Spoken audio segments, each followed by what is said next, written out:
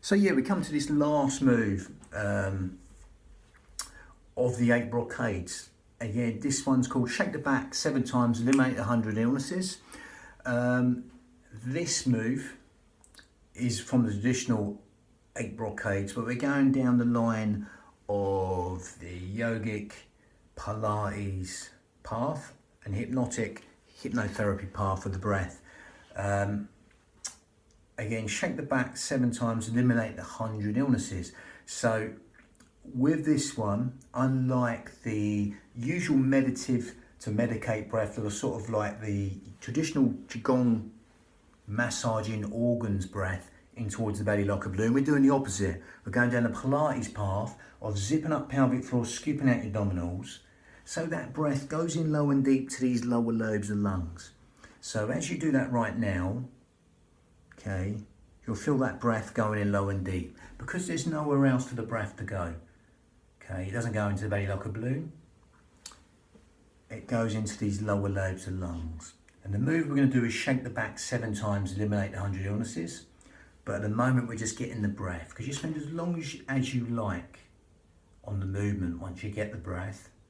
Now, zip up pelvic floor, scoop out your abdominals. The only way to explain the pelvic floor is if you're on a long journey, you go to the toilet, you stop yourself going, that's your pelvic floor. Corset powerhouse, girdler strength, links on like cling film to that, 3 layers deep, which is all segmentally stabilising the spine. They both go together. Sometimes it's a bit like an amnesia. If you don't know these muscles are there, you can't use them in a correct fashion. If you know they're there, you can use them in the correct fashion. So to get that, just to get a bit of awareness before we start, thumbs from the hips all the way around, they meet here. Okay, the B line, bikini line, belt line of the body. Okay, that's the end of the pelvic floor. And that joins onto our corset muscle, 3 layers deep, which is all segmentally stabilising the spine, like cling film, they meet there. So if you cough or sneeze, come to that B line again, from the hips here. Okay, if you cough or sneeze, everything goes together. So you can see they go together. Okay, so again, we go through it segmentally, zip up pelvic floor, scoop out your abdominals. Okay, lovely. And that's going to naturally help you breathe into them lower lobes of lungs, then fish gills, 3D style, organ deep, cell deep, even bone marrow deep, into them lower lobes of lungs, intercostals, the ribs, anywhere but the stomach.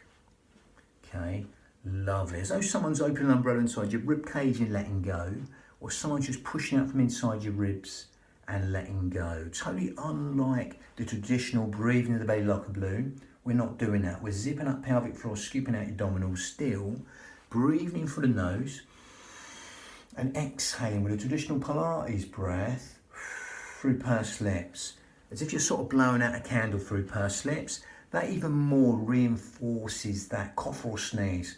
Same as a cough or sneeze. Helps you zip up pelvic floor, scoop out your abdominals even easier. We're all segmentally stabilising the spine. Okay, so you can take the thumbs away from there and just carry on breathing in and out through the nose, following the journey all the way in through the nose and exhaling through pursed lips. Okay, that breath will come in low and deep naturally because there's nowhere else for the breath to go, and that helps us use that pelvic floor and the corset in the most efficient manner, helping us breathe anywhere but the belly button, helping us breathe low and deep into these lower lobes of lungs, these fish gills, 3D style. Okay, as though someone's opening an umbrella inside the rib cage and letting go, or someone's just pushing out from inside your ribs and letting go, just adding width to the lungs and length in the out breath. So someone's wrapped a scarf tightly around your ribs, you're breathing into that scarf wide and full. Okay, lovely. That's what we call lateral facet breathing. Helps us use the pelvic floor and the corset in the most efficient manner, helping us breathe anywhere but the belly button. Now as you keep doing that, breathing out through the nose, in through the nose and out through pursed lips, we're going to close the mouth and go in and out through the nose now, to go down the more yogic path with that, because it's a smaller filter through the nose, and that helps us lengthen the breath even longer. Okay, that smaller filter through the nose. Within the asanas, that helps us get into the postures. It's a bridge between the mind and the body. It's our gauge to get deeper into them postures. It lengthens the whole wheel cycle of the breath. Okay, now that will cycle of the breath is lengthened, which is great. That more cleansing breath, that smaller filter through the nose, more yogic there. Now we're going to consciously take our mind in a sort of hypnotherapy manner to that out breath. So rather than the breath breathe you, you're going to breathe the breath, that out breath. You're going to consciously take your mind to the out breath, quadruple it, double it, triple it, the out breath. Just make it longer than the in breath. Okay, and that will naturally stimulate the parasympathetic nervous system, which deals with sleep, digestion, rest, and relaxation. There will be benefited. The in-breath's conscious thought and the out-breath's subconscious thought. So by extending the out-breath longer than the in-breath, we're just benefiting that subconscious part of the mind. The trance-like, going away from the logical part of the mind to the trance-like imaginary part of the mind, which helps the parasympathetic nervous system be benefited. Sleep, digestion, rest, and relaxation will be benefited. Even cellular communication, organ function, etc. Assimilation, elimination of the body, that normal sort of renewal. Lovely, all being benefited. So again, there's all them principles in there. So that's good enough. So before we link that to motion, if you want to take on a little bit more advanced, the Ujjayi breath, victorious breath, it's a little bit more advanced yogic breath, optional. If you can't get it, don't worry, stick to this breathing. You might not be ready for it yet. But Ujjayi breath, the only way you do it is demonstrate it. You grip at the esophagus, you breathe in. Do that a little bit louder. It's a shoulders down, say, when I come up, and you exhale.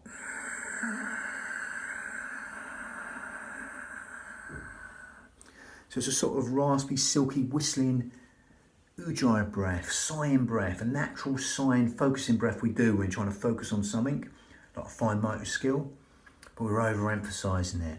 Gives the mind something to focus on within the breath. The breath within the breath, as Kabir puts it.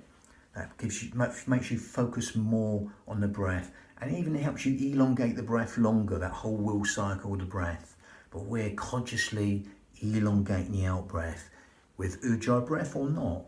If you're doing Ujjayi breath, it's like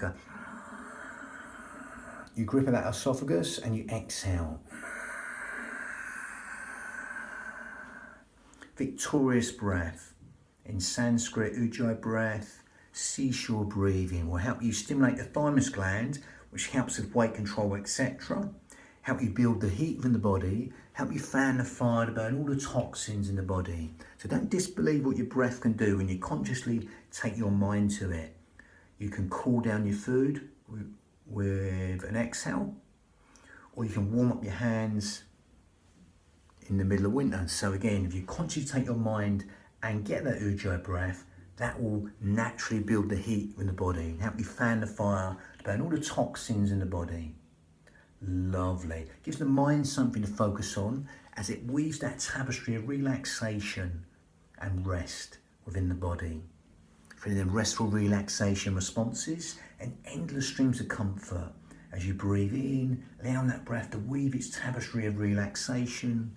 Every single organ, cell, sinew of the body, every square inch of tissue is being benefited as that manifests organ deep, cell deep, even bone marrow deep, and elongate the out breath for as long as you like. Lovely. So Ujjayi breath or not, we're going to link that to motion. So again, it's a flexion and extension one. It's a little bit more extension this one. I had a modification. Now again, this is the traditional one. They're exhaling down, breathing in, coming back up, hands on the, now this is a bit I had. They come back here, hop on the heels to shake up the sediment and the chi, like flour being shook in a glass of water, and then exhale down. Okay, also we're going to lengthen the part on the exhale, but I had this, like Mackenzie's back extension, spread these fingers here, if you're doing this part. If you don't want to leave that, if you've got really bad back, slip disc, just leave it out. But what I would say, come back here, that stretch all these abs, because we spend a lot of time in flexion, so anything this way in a safe way is all right. But again, I would gather and zip up and support the spine. But again, any problems with that, just don't even go there. but come back to here before you do that hop. I wouldn't hop back here, okay? Again, just a little thing I've added there, a modification. Same deal again, if you're coming down, feet apart, bending the knees, all straight but not locked, with the feet more together. See what suits you. Remember, it's your union of your mind and body.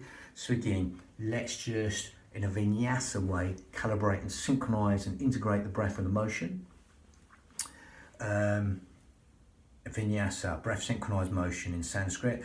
If you want to bring the Iyengar principles in, I would go no lower than knees and arm and toes if you are bending. Again, I'm sticking to the safety, old school Iyengar yoga principles, optional to you there. So I'm going to demonstrate that. So again, from here, there's a bit of extension. If you want this, don't do it if any problems.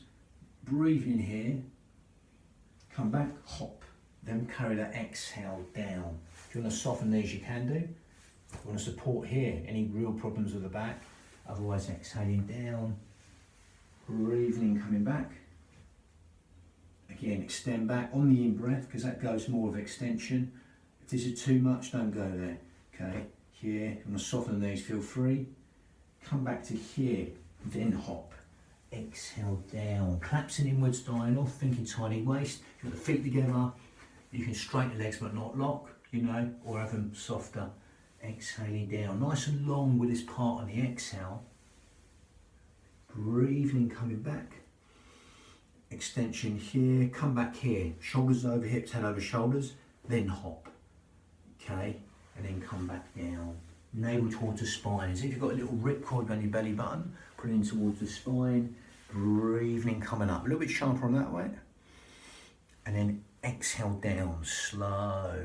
If you get down and finish the movement for the exhale, keep on pouring out the exhale for as long as you like. The breathing, come back up. Stack up the vertebrae like Lego bricks or books. Raveling, unraveling, winding, unwinding. Exhaling down. Collapsing inwards, dying off, thinking tiny waist. Breathing in, coming back up. Again, just watch this bit. Again, I'm extra safe with everything. So again, a lot of people will be able to fine do that, but again, come back. If it's not that much, a millimetre, or even don't even go there, but I would just come up. Shoulders over hips, head over shoulders, hop. And follow the exhale through, really fire the exhale through. Again, I've put the Pilates principles, I've done sort of a few hops here, it's like a gathering against this. It could be 3 or 4. Coming down. Again, that might help bone density, things like that. If you're a lot older in age, bone density, a little bit of that will help bone density, a little bit of impact. But again, you could even pyramid it. You come up 5, and then carry on with the exhale all the way down, and then go back down 4, 3, 2, and 1. Again, you could do it like that, like a pyramid, coming down the same way as you're going up. Optional, or just stick to the basic way of doing it. But again, you'll feel a sort of buzzy feel from that sort of hopping motion there. Lovely. So at the end of the 8 brocades, I'm adding the 18 form qigong sequence, then the 9 forms, whole 35 in all. 3 forms together. Bang. But that is the end of the 8 brocades part. Lovely. Bang.